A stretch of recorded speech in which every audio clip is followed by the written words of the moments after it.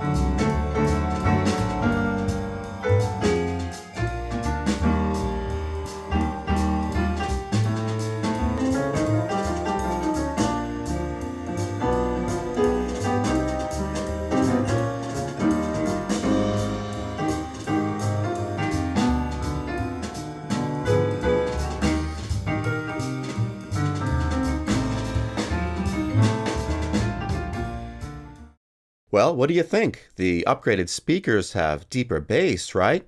Yeah, there's that, but also notice the high frequencies are a bit diminished. They've lost a little bit of sparkle. Take another listen.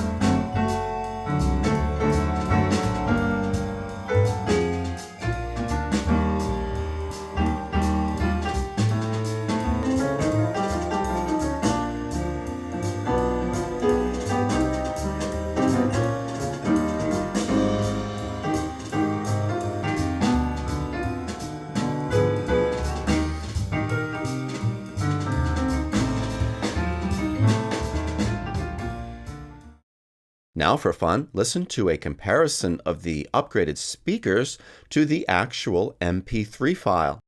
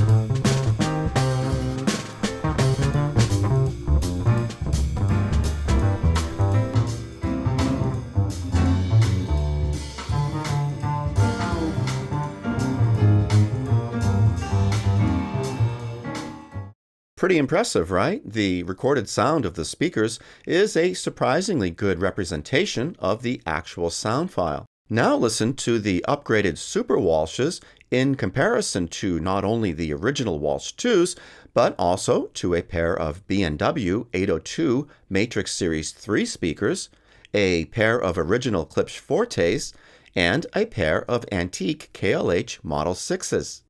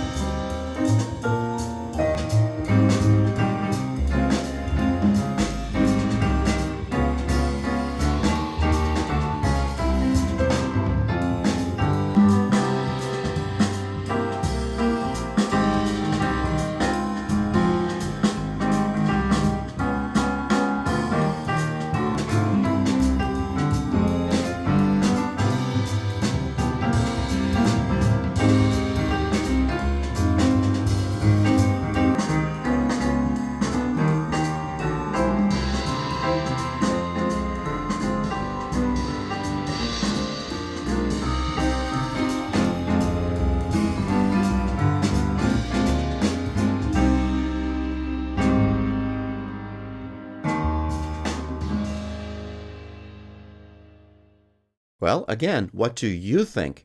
Because remember, for you, yours is the most important opinion there is. For what it's worth, though, I'm going to share my opinion now, and because opinions are nothing if not backed up with facts, I'll also share with you some measurements I took of the speakers. First, what did I mean when I said listening to the upgraded speakers started out complicated?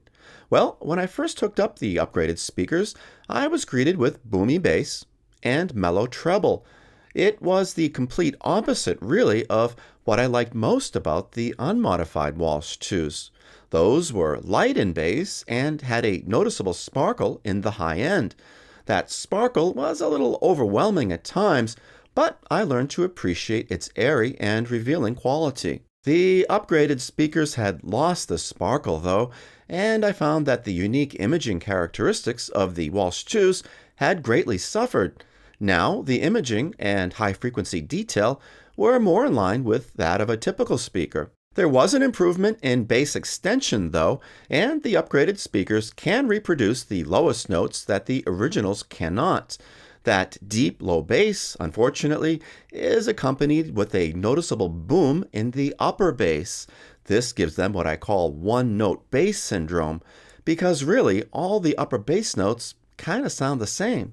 In the recordings you heard, this upper bass boom isn't particularly noticeable. Perhaps the microphones I used have a bit of de-emphasis in the region where the speakers have a peak.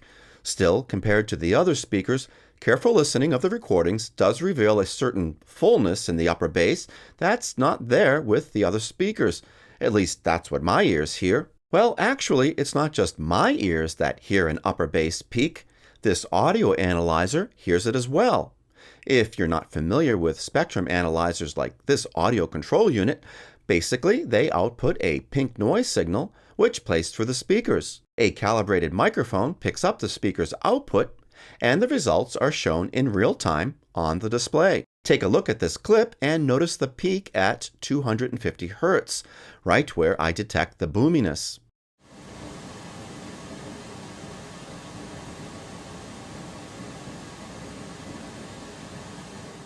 Now take a look at the analysis of one of my B&W 802 matrix speakers.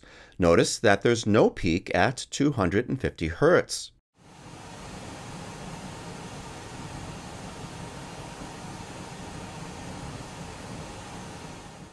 If we compare the response curves of the B&W 802 and Super Walsh 2.2 thousands, we see that both have a bit of a bump at 60 Hz and 16 kHz.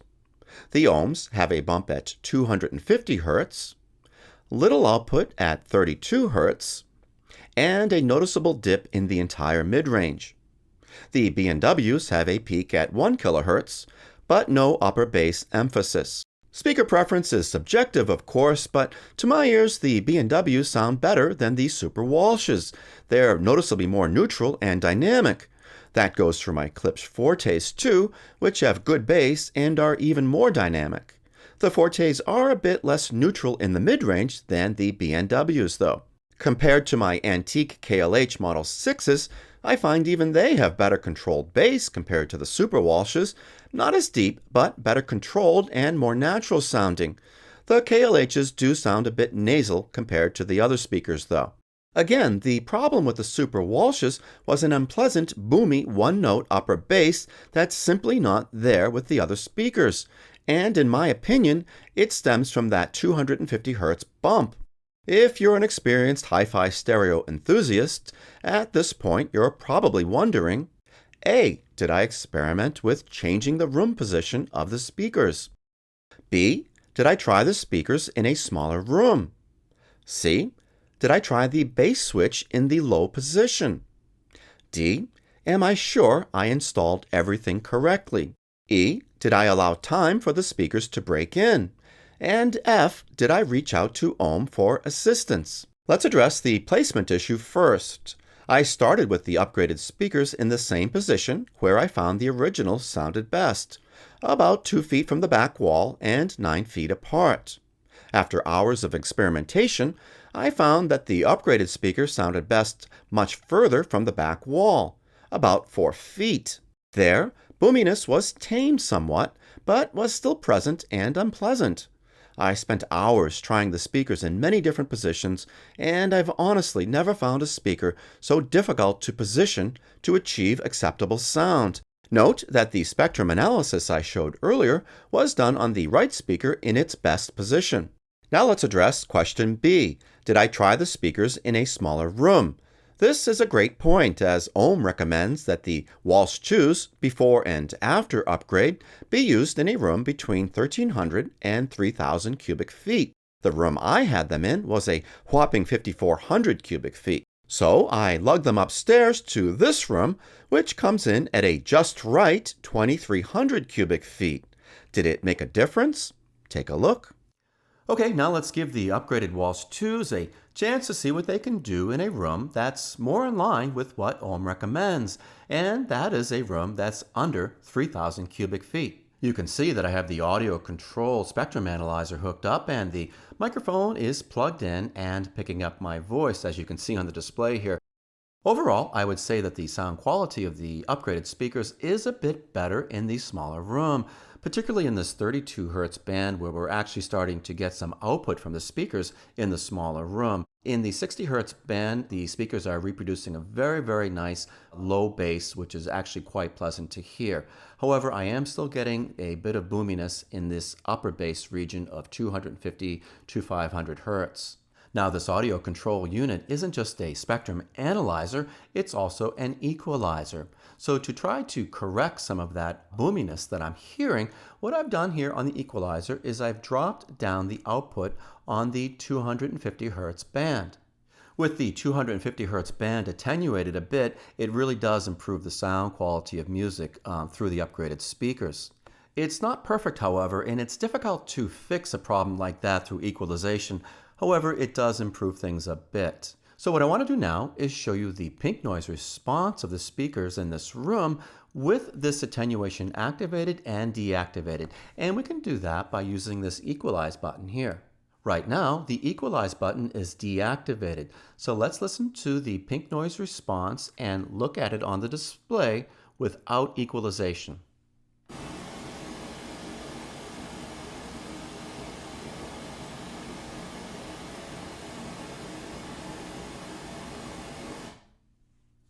Note that on the display that when the pink noise is playing, you can still see that bump in that 250 Hertz region. There's also a bit of a bump in the 60 Hertz region, but that actually sounds pretty pleasant. It's the bump here that sounds a little bit muddy. Take another look.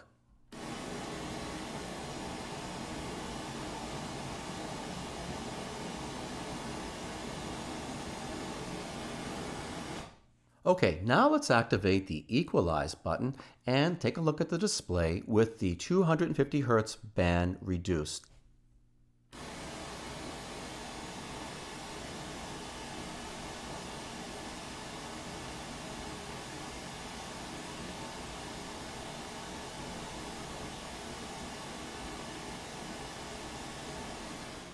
You can see that with the 250 Hertz band attenuated, we get a much flatter response in the upper bass region. Take another look.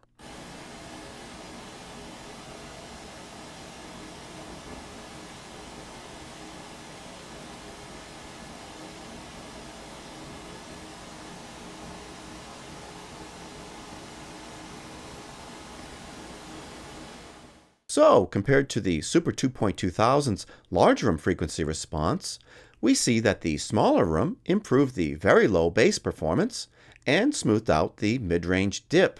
The speakers definitely sounded better in the small room, particularly with the deepest bass, which was truly impressive. The annoying 250 Hz peak was still there though. Equalizing it out helped, but I still thought the speakers sounded bloated and lacked dynamics. That brings us to question C.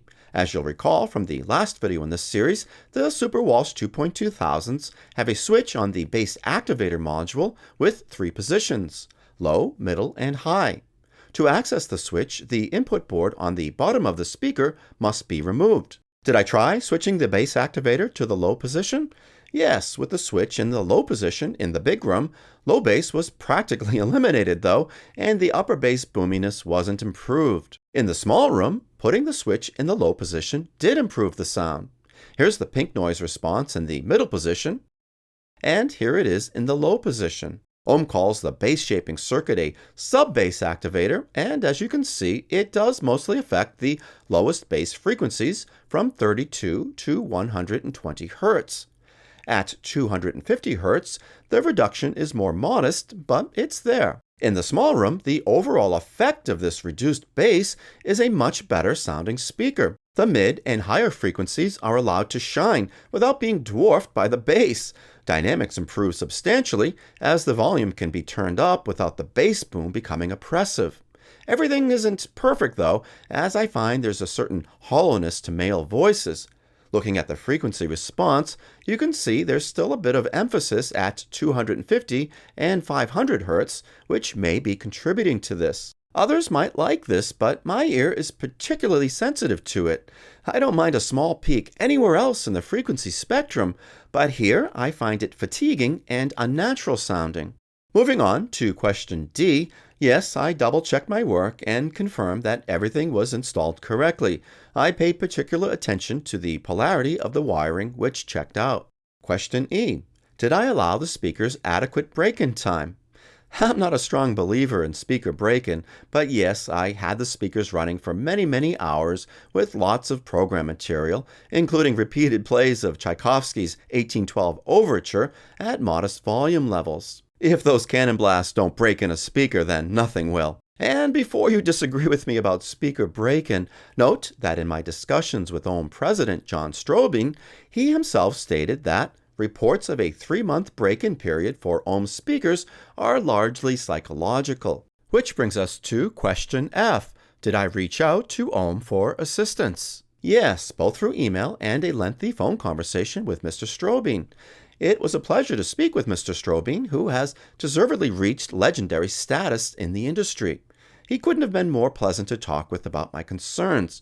Looking through my notes of the conversation, here's a synopsis of what Mr. Strobing had to say. He stated that there have been no reports of boominess with the upgraded speakers, and he encouraged me to read the reviews. I didn't find any professional reviews of the Super Walsh upgrade, but there were a few postings in audio forums with largely positive experiences reported. I asked him a few questions about the placement of the damping fiber, and he stated that I could experiment with placing more material at the top and the bottom of the cabinets to reduce mid-bass. Based on Mr. Strobing's suggestion, here's what I found. The new blue fiber is shown here on the left, and the old yellow and white material on the right. I had previously recommended placing the new material between the top and second wooden brace. It's tough to say for sure, but I did think the speakers sounded better with it placed right above the top brace instead. I also found that adding the old yellow material on top of the new fiber helped as well. And I added the old cotton material to completely fill the gap between the upper brace and the downfiring woofer. All tests were done with these added layers in place. Placing damping fiber at the bottom of the cabinet didn't improve boominess. And as far as the plastic vent cover provided with the upgrade, I found no difference with it installed or uninstalled. When asked about break-in, Mr. Strobing commented, as I mentioned above, and added that any required break-in period would be short. He added that the boominess I'm experiencing is likely due to a standing wave problem in my room. My response to him, and all of you, is that none of my other speakers, including the original Walsh 2s, exhibit the same issue in any of my rooms. Mr. Strobing also generously offered to build me a pair of custom drivers to suit my needs. This is something they seem to offer all customers, as on their satisfaction guaranteed page, they state that they are even willing to build custom drivers that address your needs more completely than our stock drivers. I haven't taken them up on this, but I am considering looking into the option. Who knows, maybe this series will have a part 4.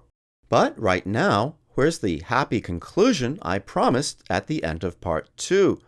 Well, when I said that, I was then noticing improvements in the sound of the upgraded speakers when I pulled them away from the wall, and I was hopeful that I'd be able to sort things out. And yes, moving the speakers to a smaller room and switching the bass control to the low setting greatly improves their sound. If I wanted floor-standing speakers in my formal room, they would do the job. Do I think they're worth $1,400 and the trouble of installing them, all while sacrificing a classic pair of Walsh 2s? Absolutely not. There are many speakers that will perform better for less. These tiny Sonus Faber Concertinos, for example, sound simply perfect in my formal room. Tight bass, natural voices, and transparent highs, all in a gorgeous solid walnut cabinet with leather tops and bottoms. I paid around $1,000 for them 20 years ago, and they sell on eBay for almost half the price of the Super Walsh upgrade. So no, unfortunately, my Walsh 2 upgrade experience doesn't have a happy conclusion. I wish I had left the originals alone, as to my ears they sounded better and were less fussy about where they're positioned. Based on my results, here's what I recommend. If you have a pair of Walsh 2s and you're happy with them, don't upgrade. If you have Walsh 2s and they're damaged, visit Ohm's website to learn about the affordable repair services they offer. If you own Walsh 2s and after seeing this you still want to move ahead with the upgrade, consider discussing your return options with Ohm first in the event that you're not satisfied. If they offer you an evaluation period with a money-back guarantee, proceed, but don't follow the recommended installation instructions that they or I have provided. Instead, remove the wooden braces from the cabinets so you can remove the old crossover without harm. You should discuss that option with Ohm first, however, to learn the best way to go about doing this. This way, you'll have a chance to return your Walsh 2s back to original if you're not happy with the upgrade. Instead of upgrading, consider purchasing one of Ohm's newer speakers. You'll get a lengthy trial period with the option of returning them for a full refund. And finally, if you have $1,400 to spend on a new pair of speakers, consider not just Ohm, but offerings from other brands as well. At that price, you have many excellent speakers to choose from. That wraps it up for now, If there are any new developments with the Ohm Walsh upgrade, I'll be sure to report them to you in future videos. To stay updated, please subscribe and click the bell to receive notifications. If you like this video, give it a thumbs up. I'll see you soon.